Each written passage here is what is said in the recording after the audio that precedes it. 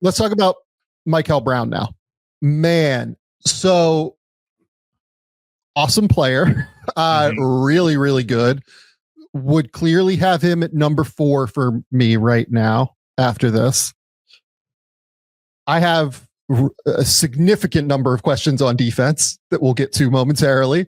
Yeah. But offensively, my goodness. I mean, the handle is what you want it to be. The vision is what you want it to be. The live dribble passing is sick. Like he's almost like more of a left-hand dominant passer, which is crazy, like off the bounce. Like he is so capable of throwing just live dribble lefty skip passes and things in ways that are so exciting. And he has real like ability to step out and knock down threes from 25 feet. Like his range is awesome. I am so impressed with Mikel Brown on the offensive end. And me, like I tend not to like guards. Like I tend not to be real excited about guards. Yeah. He is, he's one that I'm excited about, I would say. Yeah. So as I said, like we had him at 6, which was higher than anybody else. And we've had him in that range for well over a year. And I always thought like it was a major snafu that he wasn't a consensus prospect in that range by everybody in the industry. But I will say that I saw him play in those first 3 days in Colorado. I saw him play at a level that I had not seen from him before. He was better than I had seen. And in particular, you mentioned the left-hand passing. There were 2 left-handed dunks in this, U19 trials where it was like, there was one of them, I was sitting next to a couple guys on the committee and he, kind of darts right through the lane, rises up and just hammers it with his left hand. And I just kind of in jest, but truest things are said in jest, as my dad used to say. I was like, and with the 6th pick in the 2026 NBA draft, and then like he does it again 30 minutes later. And I was like, and that was too low. From a contextual standpoint, again, having had the opportunity to watch Mikel for years, I remember when he was like this baby-faced 5'9" underclassman guard who shot the purest ball ever. And then he grew 5 inches. He was a late bloomer physically. And what we're seeing now is that the athleticism is now starting to catch up. When you're going through that late growth spurt, sometimes your body is still stretching. So the explosiveness isn't there yet. You're going to add something? I was going to actually ask you, can you explain just like a little bit of Mikel's growth spurt in terms of what it was? Because I know that he's grown like 5 inches or whatever, but like, can you give like a little bit of a timeline for people that just aren't totally aware of it? Yeah. So as I recall, when he was, I think it was a sophomore in high school. Let me look this up here because this is a look up friendly show, right? We can stop and take a second to look up measurements here. We'll take a second. So what I recall is that it was the Adidas All-American camp. It was in Rock Hill. I don't remember quite the year, but I think he was listed at like 5'9" or something like that. What I can tell you is that USA Basketball in 2023, he was under 6 feet. And so that means he'd already grown 2 inches. And then, most recently at the Hoop Summit in shoes, he was 6'3.5". So you're talking about at least 5, if not 7 inches over the last, let's call it 3 years of his high school career. And when he was this 5'9" sophomore, he was a Sunrise Christian at the time. He was already this like incredibly skilled guard, but it was all about his ball skills. He shot like an effortless, pure ball. He had the handle to match. And it was like, not sure if the body's ever going to come along, but he's so kind of in a way, I don't know if this name means anything to you, but kind of in a way like Caden Daughtery is right now, rising junior in high school, just undersized, highly skilled. That's kind of what Mikel was. And then he grows. and he keeps growing. And now he's got like really good positional size for a point guard, but he was still kind of, and I'm not talking specifically about his measurements, but he kind of was like narrow through his core and he hadn't filled out yet.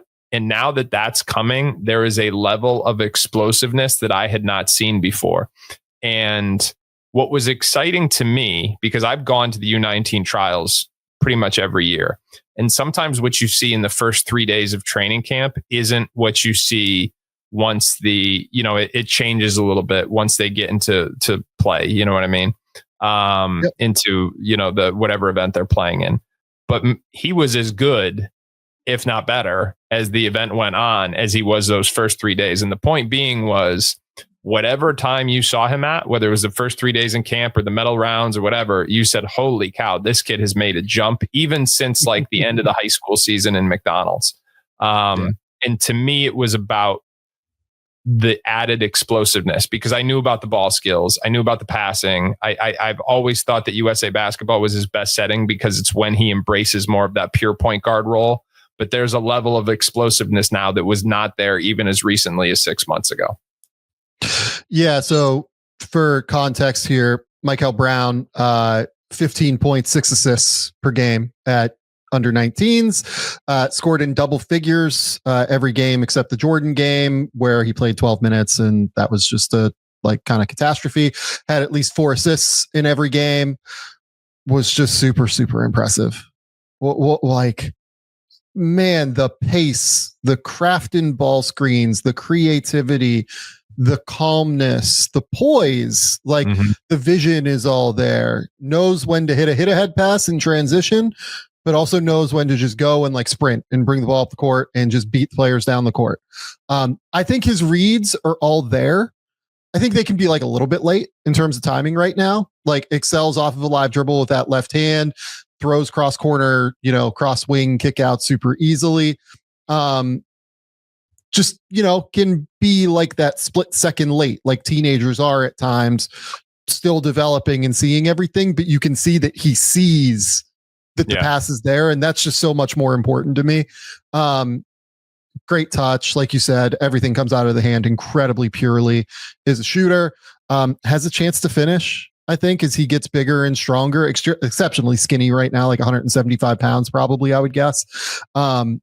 But just really, really has a chance, in my opinion, to be the kind of lead guard that is worth drafting in the top, 5 picks in the draft potentially. And again, I am somebody that I'm as hard on guards as anybody, I feel like, because it's just really hard to be small in the NBA. And man, I'll be interested to hear what you think of this. I think that people are so far underrating that Louisville team this year. Oh yeah.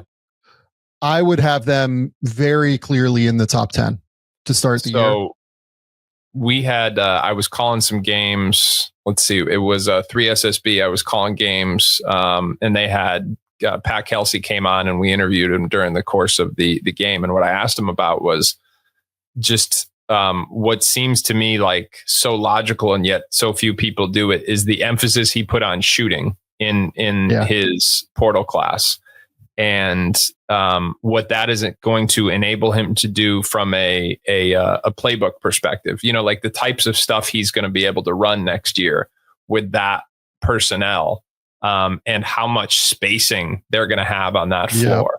And, he's got to say all the right things. Hey, we've got guys who can all dribble, pass, and shoot. It's I know, coach, but everybody can really shoot, and I think it's going to be a fun watch. I think offensively, they're going to be terrific.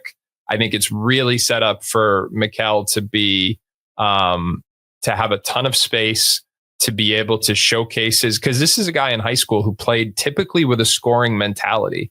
And as I said, and I've written this a couple different times now, dating back to last summer, I think the best version of Mikel is when he is a true point guard and spraying the ball out with his passing and then scoring when he needs to. And I think Louisville is set up for him to do that next year. And they are certainly going to be, I think, one of the teams that I'm going to want to watch, one of my favorite teams to watch as soon as the season starts next year.